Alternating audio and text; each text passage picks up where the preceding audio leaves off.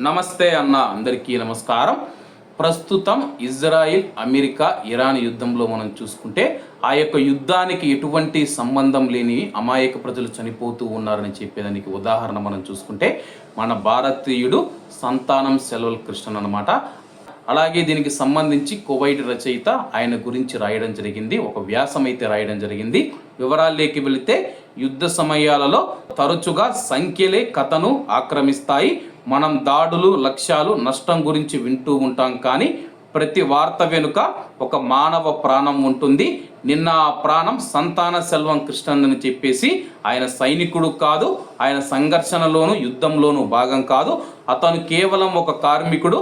తన యొక్క జీవితాన్ని గడుపుతూ తన పని తాను చేసుకుంటూ బహుశా తన యొక్క భవిష్యత్తు గురించి, స్వదేశంలోని తన యొక్క కుటుంబం గురించి ఆలోచిస్తూ ఉండేవాడు. కువైట్లోని చాలా మందిలాగే అతను కూడా ఒక మంచి జీవితాన్ని నిర్మించుకోవడానికి, తన పైన ఆధారపడిన వారికి అండగా నిలబడానికి, గౌరవంగా పనిచేయడానికి కువైట్ దేశానికి వచ్చాడు. అయినా కూడా ఒక్క క్షణంలో అతని యొక్క ప్రాణాలు తీసుకోబడ్డాయి. ఇది ఒక సాధారణమైన కష్టమైన ప్రశ్నను లేవనెత్తుతూ ఉంది. అతనికి ఈ గతి పట్టడానికి అతను చేసిన తప్పేమిటి? నిజం చెప్పాలంటే అతను ఏ తప్పు చేయలేదు. అలాగే అతను లక్ష్యం కాదు, కానీ బాధితుడయ్యాడు. తరచుగా విస్మరించబడే యుద్ధ వాస్తవిక కథ ఇదే. ఇది ఎల్లప్పుడూ సంఘర్షణలో భాగమైన వారికి చేరదు. కొన్నిసార్లు దానితో ఏమాత్రం సంబంధం లేని వారిని కూడా ఈ యొక్క యుద్ధంలో భాగం చేసుకుంటూ ఉంటారు.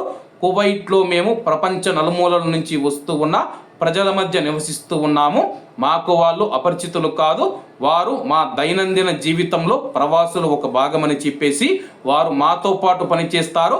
మా దేశ ఆర్థిక వ్యవస్థకు మద్దతు ఇస్తారు. మేమందరం మా ఇల్లుగా పిలుచుకునే ఈ దేశానికి సమర్థవంతంగా దోహదపడతాము.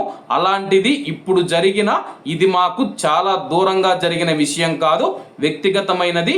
మంచి ఉద్యోగం, మెరుగైన భవిష్యత్తు కోసం కువైట్కు వచ్చిన అనేక మందిలో సంతాన సెల్వం కృష్ణన్ ఒకరని చెప్పేసి తాను సురక్షితంగా ఉంటానని, తన జీవితాన్ని యథావిధిగా కొనసాగించాలని చెప్పేసి నమ్మడానికి అతనికి అన్ని రకాల కారణాలు ఉన్నాయి.